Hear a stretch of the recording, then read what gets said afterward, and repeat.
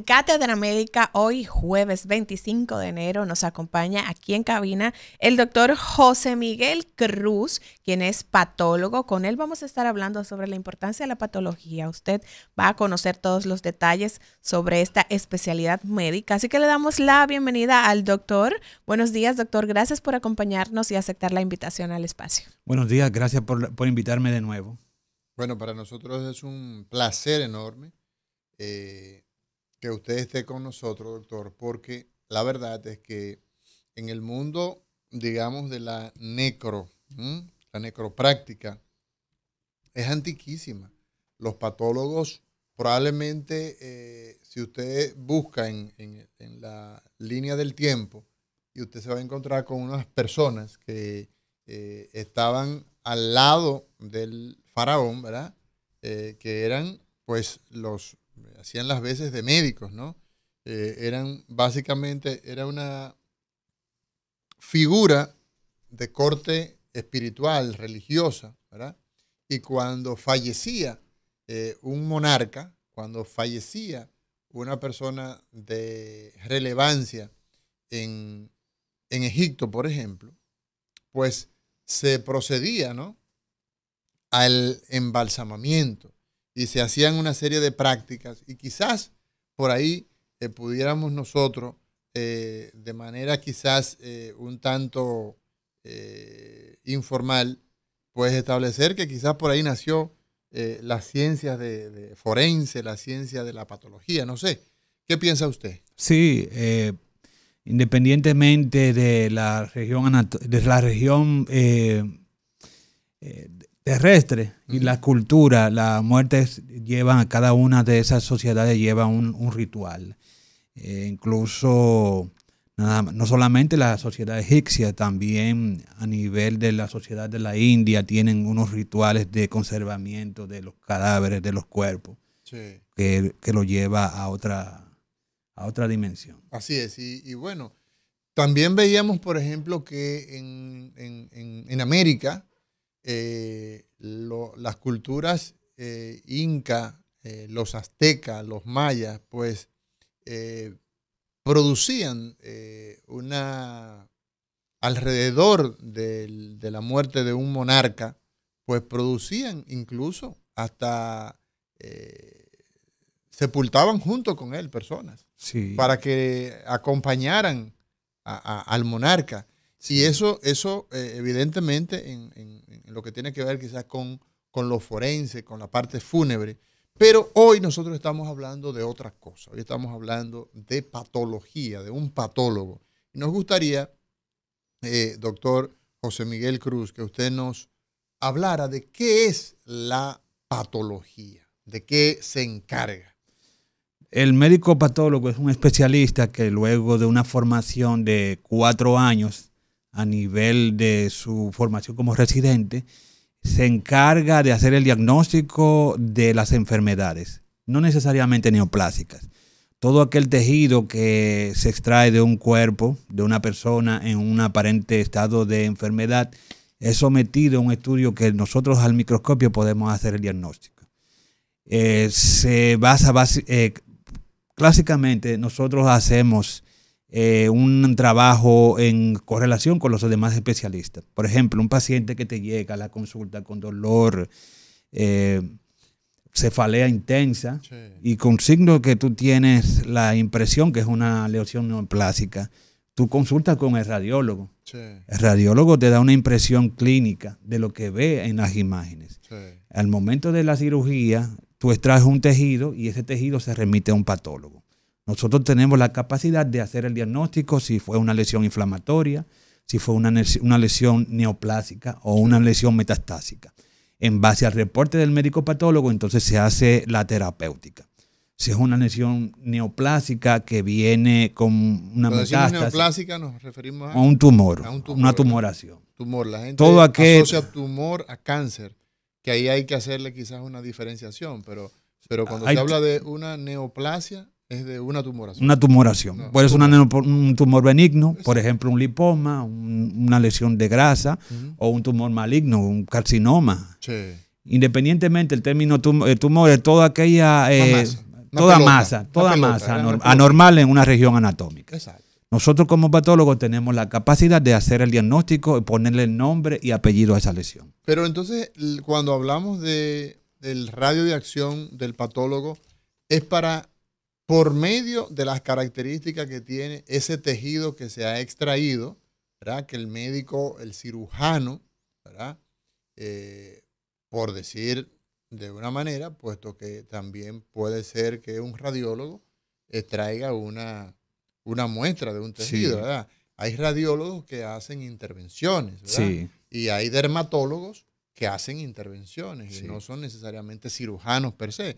Pero toda vez que se toma un tejido del cuerpo humano, pues entonces el patólogo tiene la posibilidad de establecer por las características que tiene ese tejido, sí. Esa parte del cuerpo debe decirnos de qué se trata. Claro que sí. Como tú lo mencionas, por ejemplo, la paciente que se va a someter a un procedimiento de rutina, su chequeo ginecológico, el médico ginecólogo hace la inspección del cuello uterino de esa paciente. ¿Tú te refieres al papá Nicolau? Al papá Nicolau. En ese momento, el médico ginecólogo, luego de la inspección, hace la toma de una muestra sencilla y rápida y no dolorosa. ¿Qué es lo que toma el médico general o el ginecólogo? ¿Qué es lo que extrae? El ginecólogo puede ser también incluso una enfermera, un promotor que esté entrenado en una correcta toma de muestra del cuello uterino. Mediante un procedimiento se hace un raspado. ¿Con qué se toma eso? Con un cepillo especial para tales fines, se hace un raspado del epitelio, el recubrimiento del cuello uterino. Uh-huh. Eso se lleva ya sea por medio de base líquida o en un extendido en una lámina, uh-huh, y nosotros recibimos ese material, el cual se tiñe. No. Incluso es la principal causa de muerte, de la tercera causa de muerte a nivel de nuestro país, el cáncer cervicouterino. Si una paciente tiene una lesión por la infección del virus de papiloma humano, sí, si es un virus de alto riesgo al padecimiento de cáncer, esa paciente en una etapa inicial se le toma un papá Nicolau y esa paciente salva su vida. Nosotros como patólogos tenemos la capacidad de determinar si hay o no algún tipo de lesión, que esa paciente sea seguida de manera cercana. Y entonces, ¿por qué razón, doctora? Si es una técnica tan fácil, que no duele, donde tenemos tantos médicos, pero parece que no todos los médicos tienen puestos de trabajo, porque esos médicos que están desempleados, usted los pone y los entrena a tomar papá Nicolau y probablemente pueden hacer un papel. Pero ¿por qué razón entonces tenemos una incidencia tan alta en este país por un cáncer que se puede pescar tempranamente y que usted dice que puede hasta salvar su vida? Claro que sí. Es una situación que no solamente nos afecta a nosotros. Recientemente yo participé en el Congreso Peruano de Patología y participamos en una mesa redonda con autoridades del sistema de salud. Ellos, al igual que nosotros, el cáncer cervicouterino representa la tercera causa de muerte por cáncer en la mujer, uh-huh, debido a la alta incidencia de la infección por el virus de papiloma humano. Se da un sistema que si, por ejemplo, la paciente tiene que tener la conciencia del chequeo regular, por lo menos un papá Nicolau al año, para evitar, si aparece cualquier tipo de lesión, actuar tempranamente. En cáncer, la clave para la sobrevida del paciente está en detectarlo de manera temprana. Por ejemplo, el Ministerio de Salud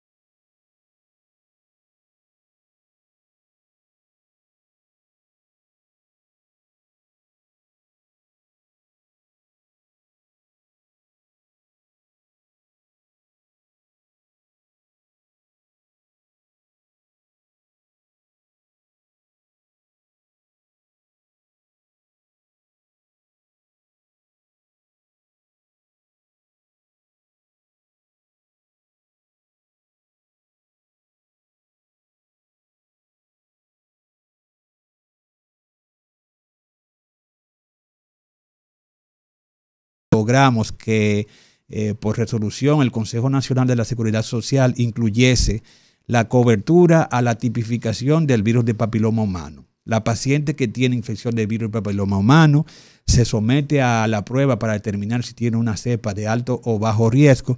Si la paciente tiene una cepa de alto riesgo, entonces esa paciente se actúa de manera temprana. Incluso también se incluyó la realización en el Plan Básico de Salud del Papa Nicolau en base líquida, que tiene una mayor sensibilidad al detectar las lesiones de manera temprana. Bien, doctor, usted hablaba de la formación con la que debe contar un patólogo luego de estudiar medicina, hacer esa residencia de 4 años, pero hay otras subespecialidades, porque por ejemplo la gente relaciona patología con patología forense.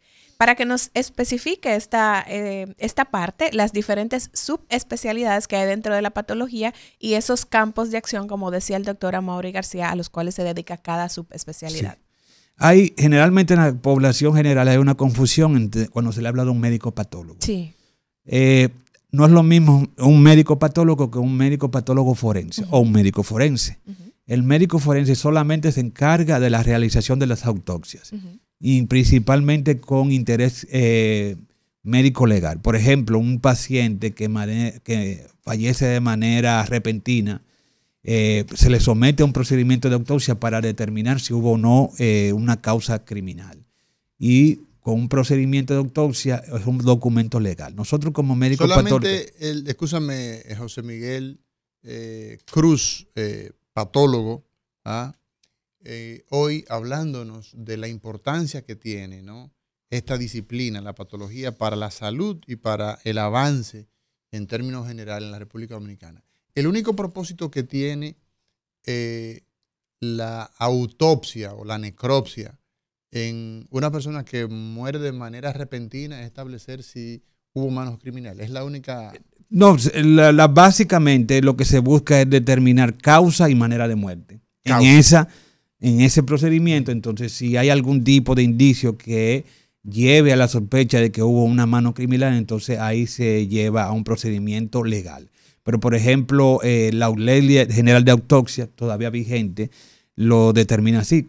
Toda paciente que fallece en edad reproductiva debe de someterse, si no hay una patología o causa aparente de muerte, debe someterse a una autopsia. Los privados de libertad también debe de someterse a una autopsia que puede terminar en un proceso médico legal. Entonces, el médico patólogo es aquel que se entrena para el estudio macroscópico y microscópico de los tejidos. Nosotros tenemos un entrenamiento para realizar autopsias clínicas. Aquellos pacientes que están dentro de una institución de salud y que fallecen, nosotros hacemos un experticio clínico y clínico y patológico para determinar la patología que llevó al fallecimiento del paciente. Pero nosotros al microscopio tenemos la capacidad de hacer los diagnósticos histológicos de todos los tejidos del cuerpo. Entonces, cuando una persona fallece de manera repentina, ayer, por ejemplo, vimos antes de ayer el caso de un señor de unos 52 años, Fabricio Rosario, que en el en la zona de Higüey, en la zona de Bávaro, específicamente daba la noticia, pues fue encontrado alrededor de las 11 de la noche, por ejemplo. En ese caso, esa persona, ¿qué corresponde? Y aparentemente pues no tenía ninguna situación de enfermedad. ¿Se debe hacer en casos así? Sí. Lo primero es que se debe de hacer un levantamiento de ese cadáver, ver la circunstancia en que fue encontrado. Toda el área lo hace. Cuando dices un levantamiento, ¿qué significa eso? Es un acto médico legal por un médico legista o un médico forense que evalúa el área donde fue encontrado el cadáver. ¿Y qué se evalúa en ese caso? Si hay o no signos de violencia, si el paciente tenía algo en su alrededor que se entienda, por ejemplo, que consumió algún tipo de medicamento, si fue algún tipo de suicidio. En ese momento, en la escena misma que se encuentra el cadáver, ese médico tiene la capacidad de determinar en ese momento que ahí debe de haber una investigación médico-legal. Vemos, por ejemplo, que en las series norteamericanas y europeas, lo típico es que llega una unidad y empieza, acordona el área, ¿verdad? Trata de que no se contaminen con huellas de personas que anden curioseando o de los mismos investigadores, en fin. Y entonces empiezan a hacer fotos. ¿Eso se hace realmente en la vida real, doctor? Sí, sí. Aquí se debe de hacerse. Porque hay que verificar las circunstancias en que se encontró ese cadáver. Por ejemplo, si se produce un accidente de tránsito, debe de evaluarse el mecanismo que se produjo en ese momento. Por ejemplo, ese caso que mencionas, si se hace el levantamiento, ese paciente no tiene una causa aparente de muerte, no era un paciente crónicamente enfermo, debe de someterse a realización de una autopsia con interés clínico. En ese momento incluso, ese paciente, si al momento de la autopsia encuentran que hay algún tipo de anomalía, por ejemplo, vascular, eso puede ser un signo de alarma en esa familia, que pueden estudiar incluso en los familiares que están vivos, de que si ellos pueden o no tener la misma alteración. Si ese paciente murió de un infarto agudo de miocardio, o un ACV, no es lo mismo. Sí. Entonces ahí se determina y se esclarecen las causas de ese fallecimiento. En muchos casos incluso se da de que al momento de realizar la autopsia se encuentran algunos padecimientos que pueden llamar la alarma de ese grupo familiar, de esos hijos. Entonces se puede actuar de manera temprana. Entonces eso invita a que no solamente es con interés de saber si hay manos criminales, sino también conocer la causa, ¿verdad? Causa y la manera del fallecimiento. Exacto. Porque se supone que una persona que no tenga una patología aparente y fallece de manera repentina, tiene que haber alguna causa. Exacto. Si ese paciente, incluso, por ejemplo, llevaba algún tipo de medicación y esa medicación produjo alteraciones en su organismo que le llevó a la muerte, es un asunto de...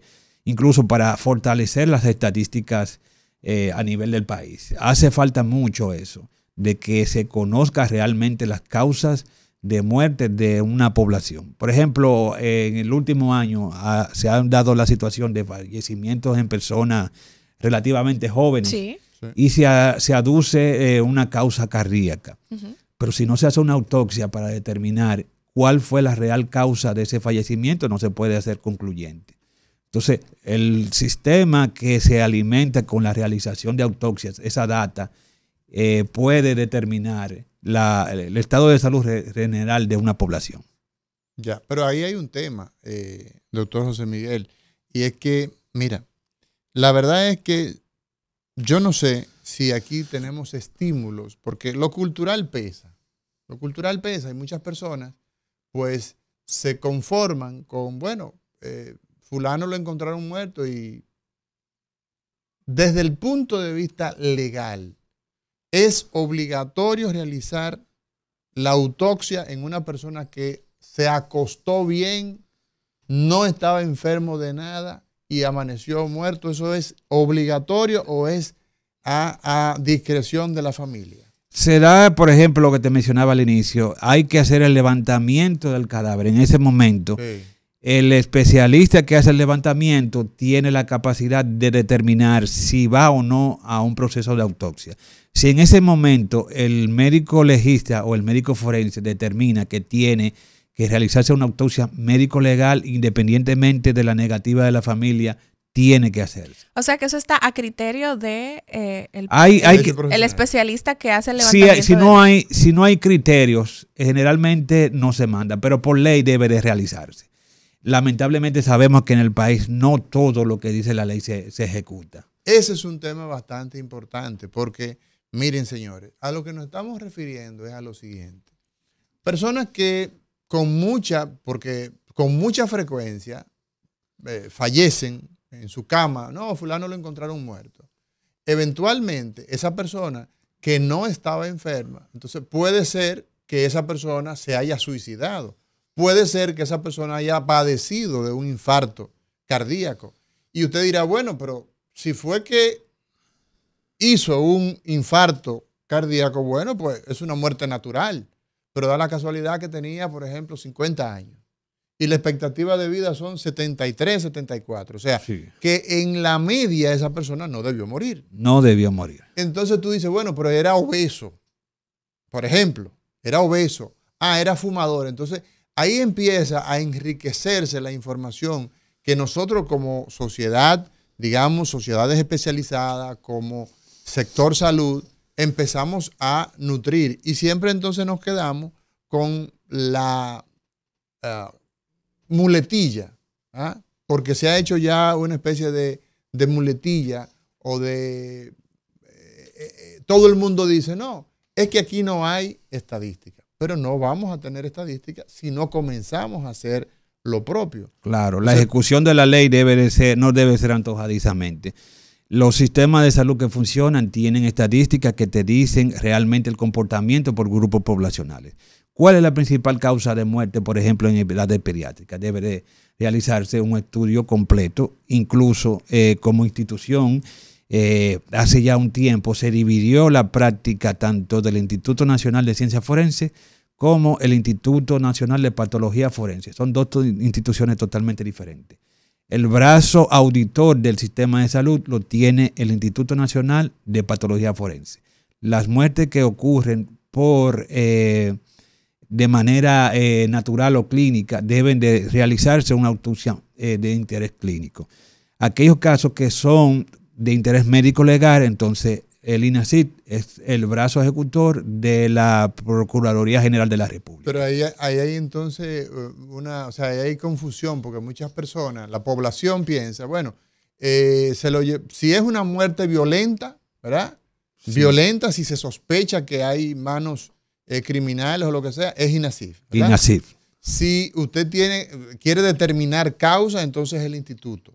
Y ahí entonces quien determina una cosa y otra es el perito que levanta el cuerpo. Que levanta el cuerpo. Sí. Si hay interés, que se ve que es un paciente que falleció de manera súbita, va al Instituto Nacional de Ciencias Forenses. Entonces tiene un interés clínico. Tiene un criterio clínico. Y entonces ahí viene el tema de doctor José Miguel Cruz, que nosotros tenemos, usted decía, las muertes en los niños, ¿verdad? ¿De qué se mueren los niños dominicanos? El saber, el tener esa idea nos va a permitir a nosotros crear estrategias. Claro. Porque si nuestros niños fallecen principalmente, por decir un caso, de enfermedades oncológicas, pues habrá que hacer una intervención en ver qué está produciendo tanto. Claro, y ver los signos de alarma. Que no es el caso, son las enfermedades respiratorias, ¿verdad? Claro. Entonces, el tema de el tener esa información va a producir un enriquecimiento enorme en la información de tipo científica. Pero tengo otra pregunta después de Lizania, que la veo. Bueno, ahí. Doctora, hay que hacer una pausa, pero yo creo, claro que sí, a la vuelta, uno de los titulares de esta semana hablaba de los cadáveres abandonados en las los cunas hospitales. Vacías. Sí, vamos a hablar un poquito sobre eso al regreso, doctora. Ahora vamos a una pausa y retornamos en breve.